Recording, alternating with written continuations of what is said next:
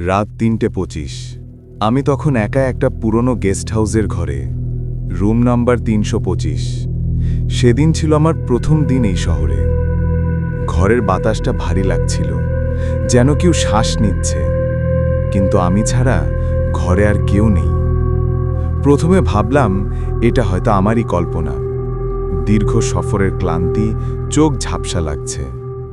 কিন্তু পরক্ষণেই আবার সেই শব্দ, হালকা, গা ছমছমে নিঃশ্বাস, যেন কেউ ঘাড়ের কাছে এসে নিঃশ্বাস ফেলছে। আমি পেছনে ঘুরলাম, কেউ নেই। আমি বিছানায় বসলাম, চোখ গেল টেবিলের ওপর রাখা একটা পুরনো নোটবুকে। তাতে ধুলা জমে আছে, মলিন কালি দিয়ে লেখা, রুম ৩২৫-এর দরজা বন্ধ রেখো। ও নিঃশ্বাস নেয়। আমি অবাক, ও মানে কে? ঠিক তখনই দরজার নিচ দিয়ে হাওয়ার সঙ্গে ঠান্ডা বাতাস ঢুকল। আমি দরজার কাছে গেলাম। নিচে তাকাতেই দেখলাম একটা কালো ছায়া দরজার অপর পাশে নড়ছে। আমি নিঃশব্দে দরজার হাতল ধরলাম। হঠাৎই কেউ ভেতর থেকে ধাক্কা দিল। আমি ভয় পেয়ে পেছনে সরে গেলাম। ঘড়ির কাঁটা তখন ৩:২৬। ঠিক তখনই ফোনটা বেজে উঠল। ফোনে শুধু একটা শব্দ, নিঃশ্বাস। আর কেউ বলল, রুম ৩২৫ থেকে বের হয়ে যাও, এখনই। আমি দৌড়ে জানালার কাছে গেলাম, কিন্তু জানালা আটকে গেছে। ঘরের বাতাস গরম, ভারী, শ্বাস নিতে কষ্ট হচ্ছে। দেয়ালে হালকা দাগ দেখা গেল, যেন কেউ নখ দিয়ে টেনে রেখেছে।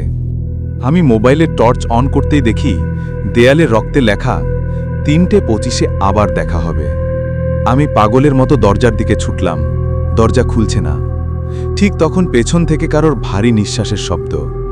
আমি ধীরে ধীরে ঘুরলাম।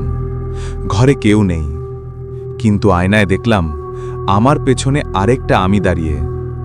ও হাসছে, আমি না। আমি বললাম, তুই কে? ও বলল, আমি সেই যে গতকাল এই রুমে নিঃশ্বাস নিচ্ছিলাম। তারপর পুরো ঘর অন্ধকার, লাইট চলে গেল। আমি শুধু শুনতে পাচ্ছিলাম নিজের না, ওর নিঃশ্বাস। ফোন আবার বেজে উঠল। স্ক্রিনে লেখা, ইনকামিং কল ফ্রম ইউ। আমি ধরলাম। ও পাশে আমার নিজের কণ্ঠ, বের হতে চেও না, আমি এখন তোমার ভেতরে। ঘড়ি তখন ৩:২৫। সব নিস্তব্ধ। পরের সকালে ম্যানেজার এসে দরজা খুলে দেখে রুম খালি, শুধু বিছানায় একটা ফোন পড়ে আছে। ফোনের স্ক্রিনে লেখা, লাস্ট কল অ্যাট 3:25 AM ইউ। এই ছিল ভয়ঙ্কর রাতের গল্প, রুম 325। তুমি কি কখনো কোনো ঘরে এমন নিঃশ্বাস শুনেছ? তাহলে সাবধান, পরের নিঃশ্বাসটা হয়তো তোমার পাশে।